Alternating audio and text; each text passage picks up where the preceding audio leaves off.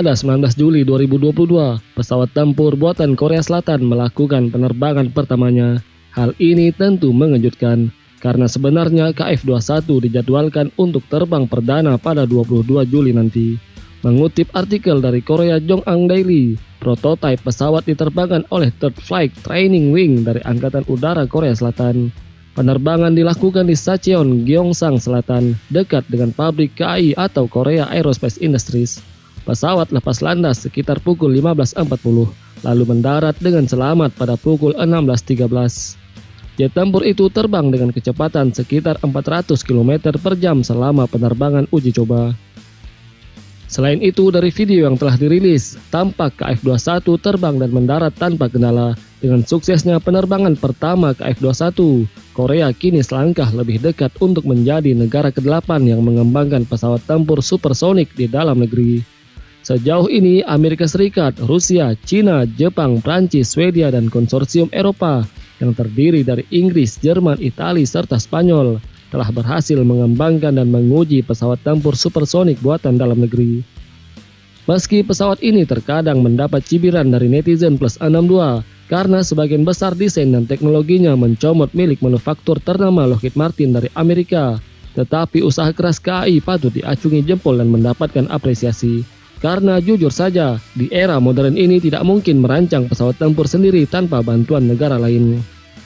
Ditambah dengan berbagai drama yang mewarnai program KF-21, salah satunya adalah tunggakan pembayaran yang belum dilunasi Indonesia hingga saat ini. KAI dan pemerintah Korea Selatan tetap berkomitmen penuh pada pengembangan KF-21. Lalu bagaimana dengan Indonesia?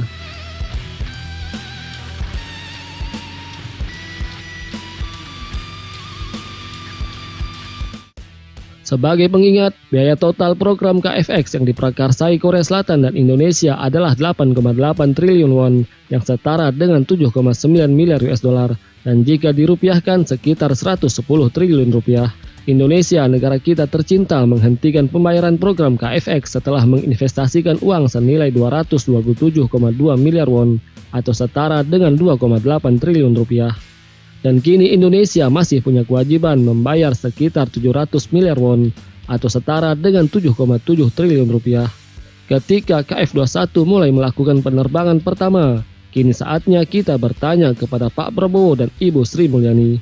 Ibarat anak sekolah yang masih menunggak uang SPP, tentu si anak akan terus bertanya kapan orang tuanya akan membayar SPP tersebut. Dan sebagai rakyat, tentu kita wajib mengetahui dan terus bertanya, apakah uang hasil pajak kita akan digunakan melanjutkan program KF-21 atau tidak? Pak Prabowo selaku Menteri Pertahanan dan Ibu Sri Mulyani selaku Menteri Keuangan mungkin adalah dua sosok penting yang mengetahui jawaban dari pertanyaan tersebut di atas. Terlepas dari drama tunggakan 7,7 triliun rupiah yang belum juga dilunasi, pihak Angkatan Udara Korea Selatan sendiri telah meminta studi kelayakan untuk meningkatkan pesawat KFX menjadi pesawat tempur generasi 5,5.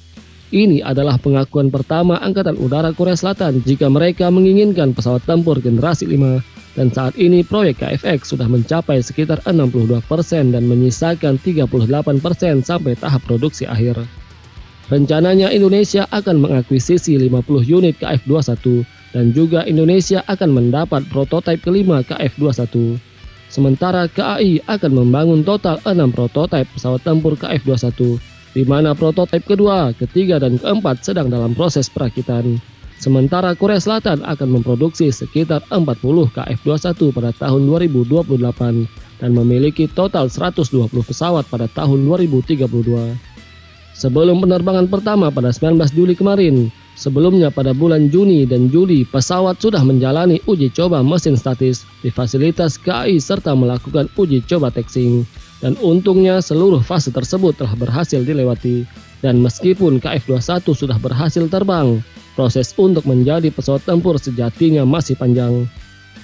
Sebagai pengingat, untuk mesin yang digunakan KF-21 adalah 2 unit mesin General Electric F414GE400K buatan GE Aviation asal Amerika Serikat. Mesin sudah mengadopsi Full Authority Digital Electronic Control atau FADEC yang diklaim memiliki usia komponen lebih panjang dan lebih hemat bahan bakar. GE F414 punya daya dorong dengan afterburner 22.000 pound serta dengan 98 kN. Mesin punya panjang 3,9 meter dan diameter 0,98 meter. Untuk inlet diameternya 0,79 meter. Untuk airflow yang dihasilkan hingga 77,1 kg per detik.